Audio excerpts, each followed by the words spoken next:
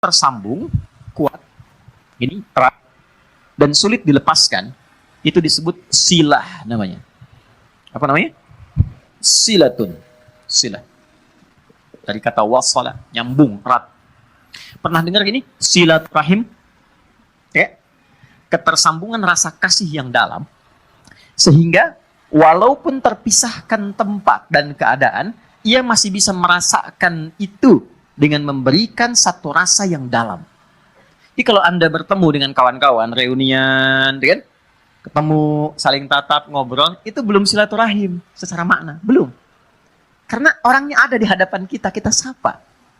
Tapi kalau Anda meninggalkan tempat ini, kemudian ingat kepada kawan kita, terus kita WA, malam-malam kita ingatkan, akhi, maafkan kalau saya ada salah ya, mudah-mudahan Allah pertemukan kembali kita sampai jannah.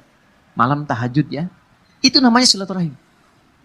Silah, terikat walaupun ruangnya sudah berbeda. Waktunya mungkin tidak sama. Teman ke Amerika, dia ke Kanada, 12 jam bedanya dengan kita. Tapi kita masih bisa WA dia. Itulah silah. Hubungan yang menyambungkan kita dengan Allah, sehingga terkoneksi dalam setiap keadaan dimanapun berada, itu adalah sholat.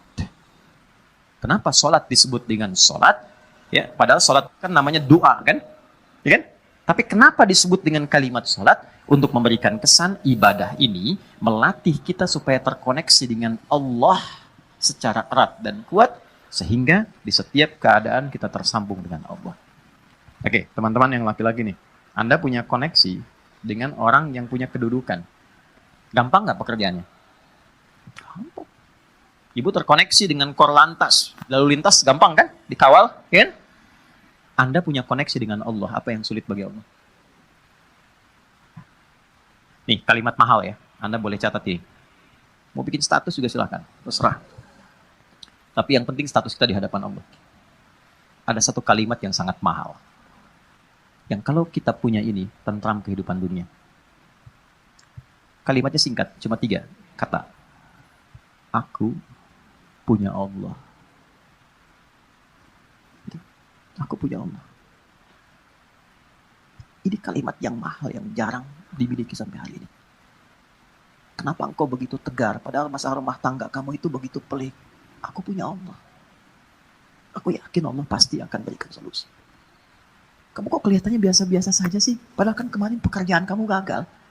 Aku punya Allah. Allah sudah ngatur rizki. Rizki aku sudah Allah tetapkan. Aku punya Allah. Kalimat ini yang mahal sekarang. Bilal itu saat dicambuk, suasananya terik. Ditimpa batu yang sudah dipanaskan. Ketika dicambuk sekali, kalimatnya irtad, murtad kamu. Jawabannya Allah, aku punya Allah. Saya tanya pada Anda, kalimat ini muncul nggak dalam setiap situasi? Nah, mungkin itu yang menyebabkan sering ada kegamangan, kegelisahan, pesimis, jatuh terlampau dalam. Punya Allah. Dulu semua orang bekerja itu merasa punya Allah. Mau disogok, ya seorang penggembala kambing itu diuji oleh Umar. Aku ambil ya, 1 aku beli. Jangan, ya. Ini bukan punya saya. Bilang aja dimakan serigala. Pertanyaan cuma 1, fa'aina Allah. Terus Allah di mana? Aku punya Allah. Teman-teman, itu mahal sekali. Nah, sholat itu melatih kita untuk punya itu. Jadi kalau sudah selesai sholat, kita itu terkoneksi dengan Allah. Terkoneksi itu namanya zikir. Dzakaro, ingat. Ingat tuh, zikir tuh gini, bukan diucapkan di lisan. Zikir itu diucapkan di lisan, tembus ke hati, lalu memberikan petunjuk kepada semua bagian tubuh kita. Itu zikir namanya. Jadi begitu disebutkan, ada getaran ke jiwa. Makanya kenapa pasca sholat ada zikir, khawatir setelah sholat belum nyambung. Ini yang dimaksud Quran surah keempat ayat 103. Fa'idha qadaytumus sholata, maka jika Anda telah tuntas mengerjakan sholat, mungkin belum terkoneksi sepenuhnya dengan Allah. Fadhkurullaha, maka cepat koneksikan dirimu dengan Allah. Nih, kenapa istighfar didahulukan sebelum subhanallah? 1 juta. Serius? 5 juta. Umroh lah tawaran terakhir tuh. Ini serius umroh, bintang 5. Waktu habis, udah. Waktu habis. Salah sendiri kenapa ngaco. Cepet. Karena Boleh jadi saat sholat itu fokusnya kepada yang lain. Tidak terkoneksi dengan Allah. Lisannya Allahu Akbar, tapi di pikirannya handphone Hu Akbar. Ya, status di Instagram belum diupdate Hu Akbar. Ya, jemuran belum diangkat Hu Akbar. Makanya baru takbir Allahu Akbar, handphone tulalit tenonet. Nah, bisa dijawab dulu, halo, saya sedang sholat nih. Nah, belum nyambung. Makanya kita istighfar, khawatir saat sholat ada yang belum terkoneksi. Setelah itu, subhanallah, alhamdulillah, Allahu Akbar. Kenapa 33 kali? 33 itu latihan sampai kalimat itu meresap ke dalam hati. Subhanallah, subhanallah, subhanallah. Pertama masih di lisan. Yang ke-10 mulai masuk ke hati, mulai terasa. Mulai nangis, mulai enak, mulai tenang. Alhamdulillah. Alhamdulillah Allah kasih saya ibu. Alhamdulillah Allah kirimkan saya ayah. Alhamdulillah Allah kirimkan saya istri. Alhamdulillah Allah kirimkan saya suami, anak-anak. Alhamdulillah. Enak, sampai tenang. Sampai situ gak? Nah, sampai ujungnya kita merasa punya Allah. Kalau sudah merasa punya Allah, Allahu Akbar. Itu semuanya dah. Nih antum ya. Yang pengusaha pebisnis ya, ada ya. Saya nggak harus tanya angkat tangan lah. Ya. Kalau saya tanya Anda begini. Anda misalnya punya satu proyek nih. Nilainya 100 miliar. Oke? Tapi proyek itu membuat Anda tidak bisa sholat. Sisi lain, ada pekerjaan, nilainya cuma 1 juta. Tapi Anda bisa menunaikan sholat dengan begitu nyamannya. Anda pilih mana? Yang pertama atau yang kedua? Cuma 2 pilihan, Anda nggak boleh pilih yang ketiga. Saya sudah bisa merasakan getaran-getaran itu.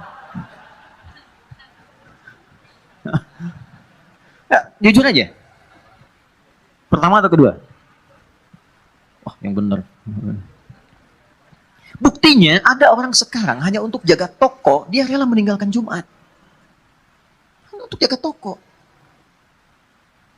Hanya untuk menjaga toko, biasa. Syaratnya nggak sholat, dia mau. Padahal kalau ditanya siapa yang ngasih rezeki, dia jawab Allah. Itu kan ada yang salah gitu. Ada yang salah. Lihat, Abdurrahman bin Auf itu ditawari begini. Abdurrahman bin Auf itu kan orang kaya luar biasa sebelum masuk Islam. Tapi levelnya masih 1. Setelah masuk Islam jadi nomor 3. Yang tertinggi. Kan cuman begini tawarannya. Kamu kalau mau ikut Muhammad SAW, semua aset kamu kami sita. Oke? Silahkan ikut. Dan gak boleh bawa apapun. Cuma baju yang melekat di badan. Gambaran orang-orang pada saat itu akan menempuh perjalanan kurang lebih 400 km. Lewat naik turun bukit, badai mungkin datang, gak akan selamat sampai ke Madinah. Di Yathrib saat itu. Berangkat. Anda kalau di posisi Abdurrahman bin Auf, ditawarkan demikian, tawaran keduanya, tinggalkan ajaran Muhammad, tinggal di Mekah, kami angkat Anda menjadi hartawan terhormat dengan proyek nomor 1 di wilayah ini. Kalau Anda di posisi Abdurrahman bin Auf, silahkan ikut Nabi, tapi tinggalkan semua aset Anda 1 triliun. Bawa pakaian saja.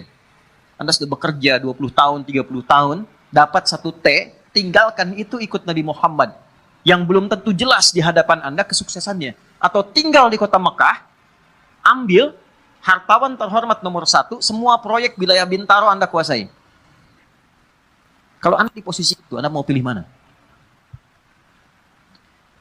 Nah, yang mau saya katakan, apa yang melatih seorang Abdurrahman bin Auf sehingga mengambil keputusan, saya tetap ikut Nabi.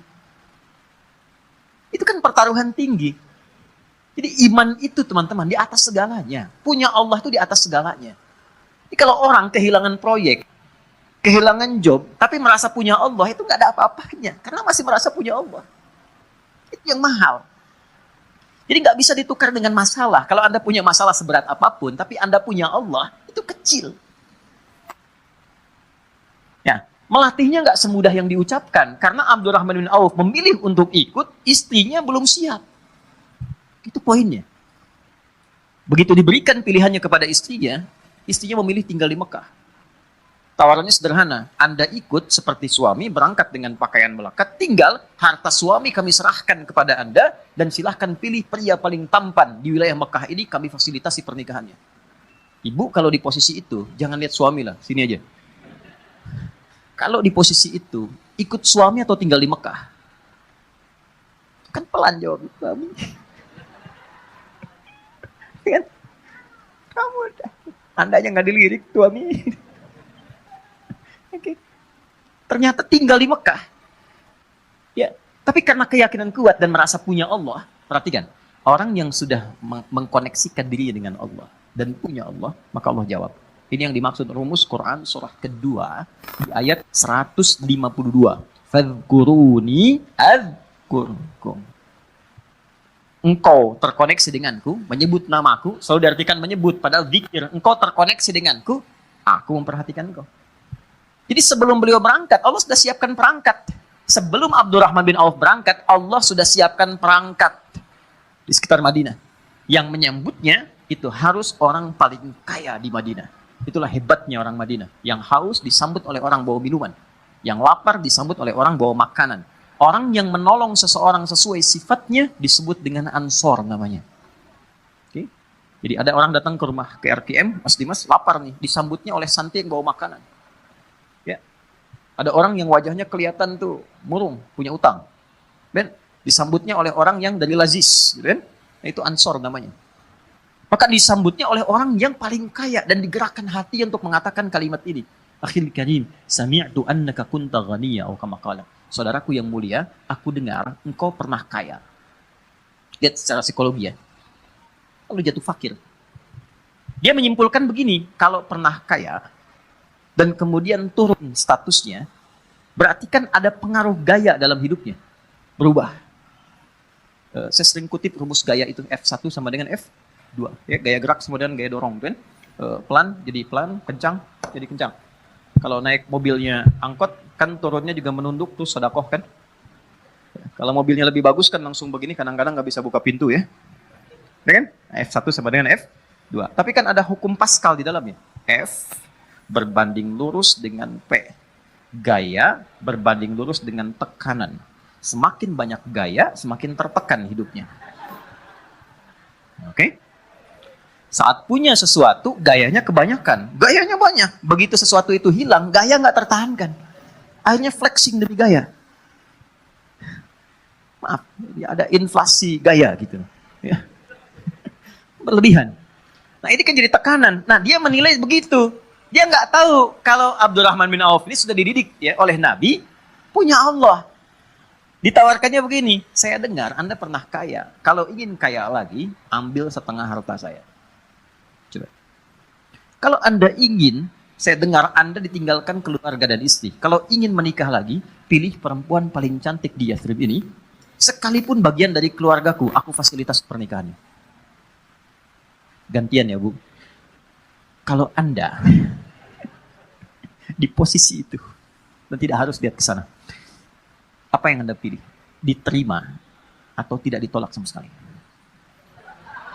Saya sudah tahu wajahnya, ini percuma saya tawari. Berat ya? Ya kan? Ketemu orang paling kaya itu kebunnya paling banyak, ya, macam-macam, untanya paling banyak, ya mungkin kurang lebih 5 T lah asetnya, bagi 2,5 T. Tawaran pertama, di kesempatan pertama, ditawarkan 2, dijawab 2. Au kama qala jazakallahu khaira, arini ainal aswaq. Terima kasih, semoga Allah berikan pahala atas tawaran kebaikan Anda. Cukup tunjukkan padaku di mana pusat bisnisnya. Tuh.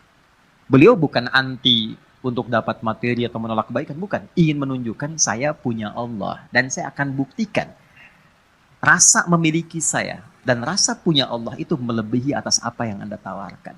Cuma butuh waktu 1 tahun sampai 2 tahun jadi orang paling kaya di kota Madinah.